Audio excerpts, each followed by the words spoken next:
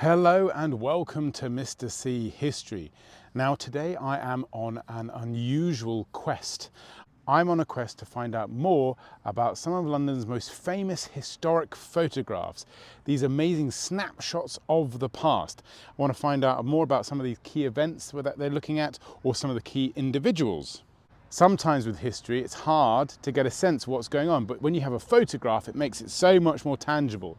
So I want to see what still remains of the photographs, see if any way I can recreate some of those images and ultimately find out what it's all about. So come along and join me.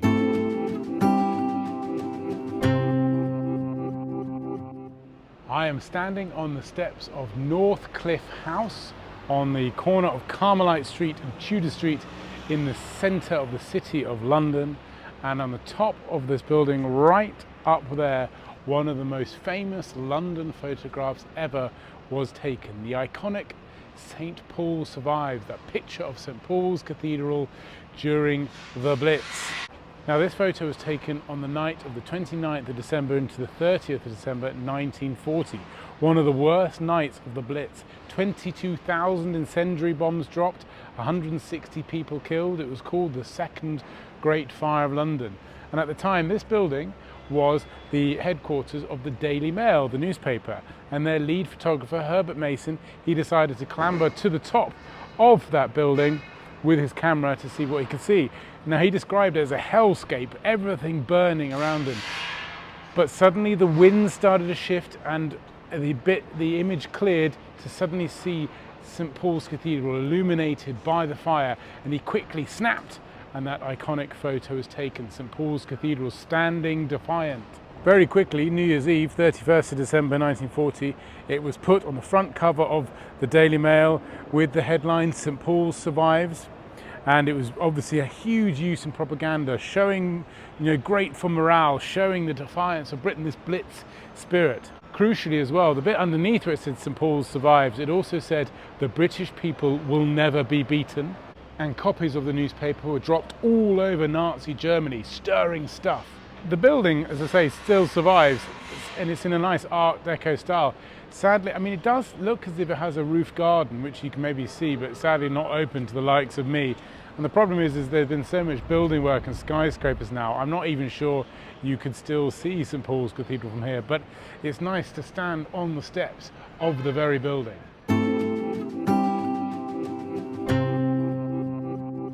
This is High Holborn, and on the 9th of October 1940, an iconic photograph of the Blitz of London in World War II was taken here. It's known as Delivery After a Raid, and it depicts a milkman walking over rubble, still doing his rounds, still delivering his milk. It becomes a tremendous image of the Blitz spirit of London carrying on through the adversity of the Nazi Blitz. The problem is it actually true?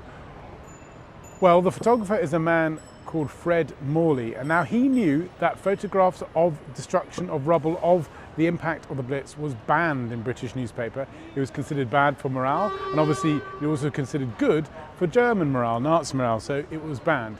He knew that the only way to get his images into the newspaper was through propaganda. So he came here the morning after a big raid, he found some milk, he found a milkman's coat, and he got his assistant to put on that coat and to walk over the rubble carrying that milk. Yes, that is right. The man in that photograph is not a real milkman, and he's not really delivering milk. It was staged for propaganda. Now, should we be outraged by this? Well, maybe, I suppose, but the destruction is real. This was the 9th of October 1940, the 32nd consecutive day of Luftwaffe bombs dropping on London. But so what? It's the message, isn't it? It's the abuse of the propaganda. That's what many of these photos are that comes across. It showed Blitz spirits. It showed Britain's and London's defiance.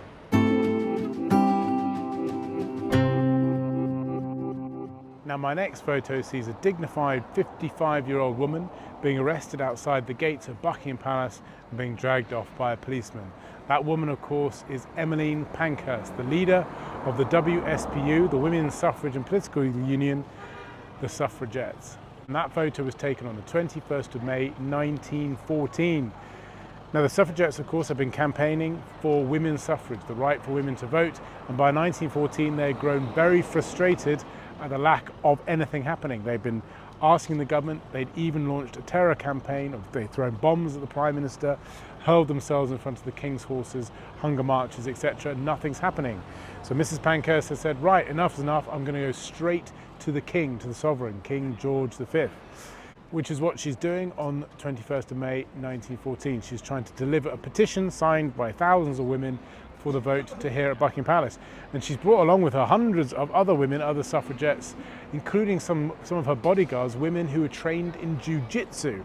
Anyway, they march up to the gates, but the police are ready and there is a melee, a fight breaks out, and many of the women, including Emmeline Pankhursts, are arrested and taken away. Now, I'm fairly sure I'm at the exact location of that photo because it's taken at one of the smaller gates, that sort of curved bit that we got there, and some of the lamps are slightly similar, but indeed you can see also in the photo it starts to curve around and there's that bigger plinth there with a sort of orb on top that's just in the photograph, which is also behind me. So what was the legacy and impact of that photo and what happened with the suffragettes? Well, of course it caused a stir.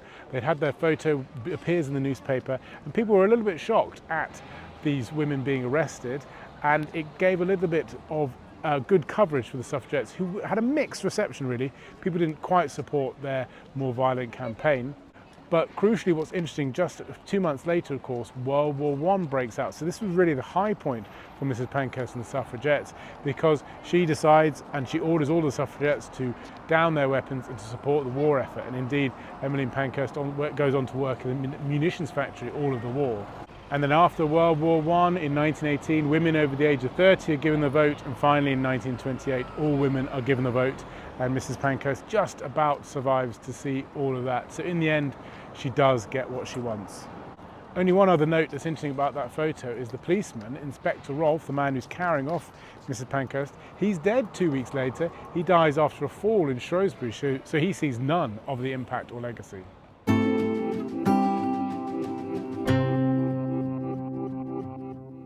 My next photo shows a man in a stovepipe hat with muddy boots and a cigar clenched in his teeth, and he's got a strong, confident look in his face. That man is, of course, Isambard Kingdom Brunel, the great engineer and builder of the Victorian times. And that picture sees him standing beside some chains. The picture is known as Brunel in Chains, and it probably was taken along the wall just over there. That's a new building now, but crucially in front of these blocks of wood here. Now, what are these blocks of wood? They are the slipway to the giant boat, the SS Great Britain, the biggest boat in the world at the time. Indeed, it was 5 times larger than any vessel that had come about. And it was built in 1857, and that photograph was taken on the slipway of Brunel, the designer of this great boat. Brunel had built railways, he'd built other huge boats, and this was his Leviathan, as he called it. As I say, it was the biggest ship the world had ever seen, and the plan was that it could get to Australia all the way without stopping. It could carry enough fuel, enough coal to get all the way to Australia. But what about that photo? Well, let's say he's standing there rather confidently, and these big chains, these really strong, sturdy chains, they had to be because the boat was being entered. It was this huge, it's 22,000 tons. It was being entered into the Thames sideways. And God knows what that would look like, especially when you look at it now. And apparently it took 3 months to get it into the River Thames. I think it was either they were inching it, and there were a few failed attempts, etc. And he's there, and it becomes very symbolic of him and the Victorian times, of strength, that he's associating himself with these strong chains, confident, and this is the same as Victorian Britain, confidently building the world. But actually, interestingly, this story has actually got quite a sad tale. That photo was taken in November of 1857. In September of 1859, just 2 years later, Brunel dies, aged 57. He had a massive stroke. I don't think he was a very healthy man, obviously a lot of stress, and of course the cigar smoking.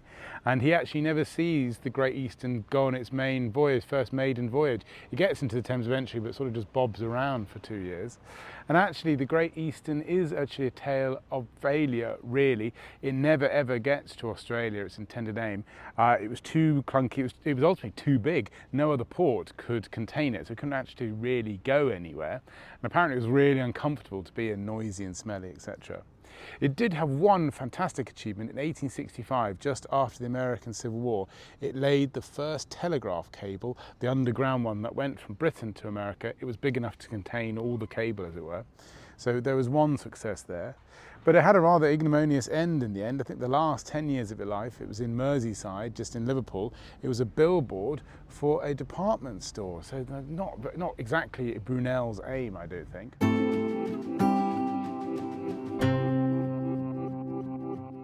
Now, me being me, I had to get a Titanic connection in here somewhere with my obsession with the Titanic. And one of the most iconic photos of the whole Titanic story is that picture of the small boy selling newspapers with the headline, "Titanic Disaster, Great Loss of Life." Well, that photo was taken here, and remarkably, it's actually still quite recognisable today. This is Oceanic House, which in 1912 was the London HQ of the White Star Line. In my Titanic video, of course, White Star was based mainly in Liverpool and Southampton, but it did have a London office here. And in that photo was a small boy known as Edward Parfitt, and he was only 15 years old, and he was selling these newspapers. And remarkably, the doorway is absolutely recognisable. There's obviously a curb, and they've added a bit onto the bit here. There was more of a road here, but you can still see along the line here where the curb once was. And he was slightly off centre, wasn't he, of the thing? So I would say he's about here. And he was looking away that way. This is presumably the spot where Ned Parfitt was on that day. The photo was taken on the 16th of April 1912. The disaster took place at 2 in the morning on the 15th of April, of course. And actually the initial reports that came through to London were saying, yes, Titanic has hit an iceberg, but don't worry, everybody is alive. It wasn't until the 16th where the real scale of the tragedy came through. But why is this a significant and iconic photo? Well, I think really the main reason is because there are so few photos of the Titanic at its real time. But for obvious reasons, all the cameras that were on there, that not many, this is 1912, all the cameras that were on the Titanic went down with the Titanic. So there's very few tangible photographs, and one of them, of course, is this. And it's also the symbol of the great shock that the Titanic had.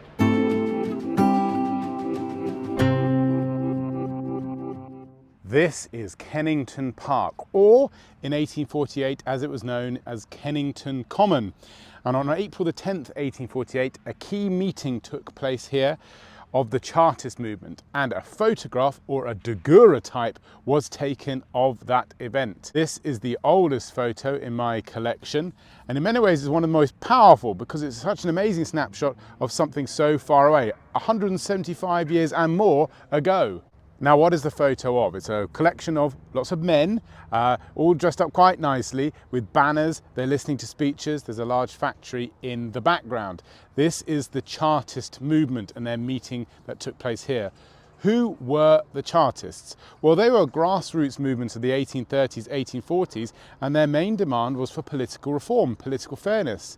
What they'd done is they'd drawn up a great charter, or the People's Charter as it was known, and they took their name from that. In this charter, they had 6 demands. They wanted universal male suffrage, everyone has the vote. They wanted to get rid of these unfair constituencies, all those rotten boroughs. You know, Cambridge University had 2 MPs, the whole of Manchester only had 1. They wanted the secret ballot. They wanted to have annual elections. And they also wanted to remove the idea that MPs had to own land, and they wanted to make sure that MPs were paid, had a salary, because working class men couldn't become MPs because they had a job, whereas the only people who could become MPs, because it was unpaid, were rich landowners. Some amazingly radical demands for the 1840s. And one of their key methods was to get these huge petitions, massive rolls of paper signed by all sorts of people, lots of working class people from the industrial cities of the North and Wales. And indeed, that's what they were doing here on April the 10th, 1848. They had this huge petition signed by 5 million people.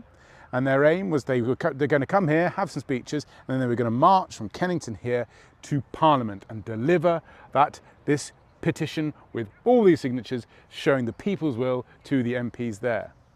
Unfortunately though, it wasn't much of a success. Now in that photograph there are a lot of people, it's about 20,000, but actually that's not many. When you consider 5 million people have signed this, only 20,000, not a great turnout. Why? Well, it was raining, that doesn't help, but also there were 85,000 policemen on the streets of London. The government were taking this very seriously, and they had reacted with a show of strength. Why? Well, 1848 is the year of revolutions. In France and in Germany, those countries were in tumult. Lots of different protests and indeed revolutions taking place, and also regime change.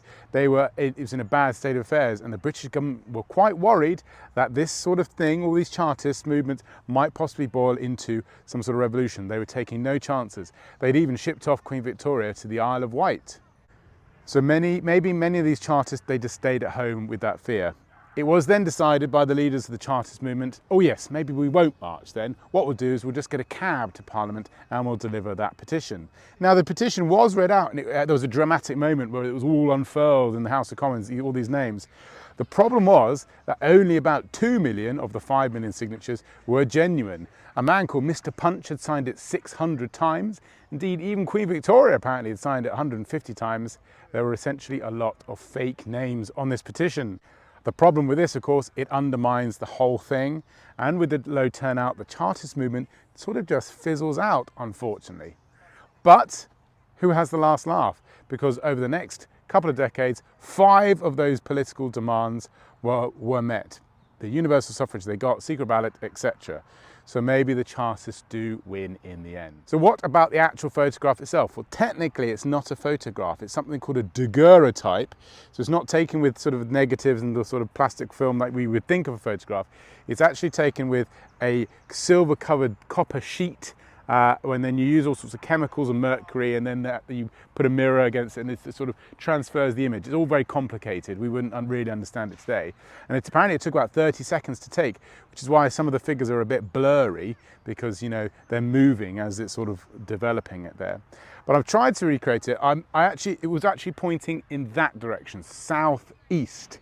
But the crowds would have been here, and I might have possibly been where William Kilburn, the man who took the daguerreotype, would have been, but he was pointing that way. But it's a great survivor, interestingly, because of Prince Albert. Prince Albert took this daguerreotype, or he managed to inveigle it in some way and say, oh, I'll keep that because it might become historically significant. And so it was hidden away in the royal collection for centuries, hence why it survived. And it's brilliant now because we have access to it. This thing is so old, really, 175 years, a great snapshot of this early sort of Victorian period. I've rambled on too long, and this is quite a fitting place to end with the oldest photograph that I've got. So what have we learned? I think we've learned the power of photos, the power and potency of it, these snapshots of the past. I feel very much involved, more so with this type of history than I have with others which are just from books and maybe the odd portrait or painting or something. I think photos really do have a powerful message to send. I'm sure I've forgotten some, or there are some other more important ones that you'd like to share, and indeed out of London maybe as well. So please do let me know, as always, other ones I could include. As always, please don't forget to subscribe, and I'll see you on the next one.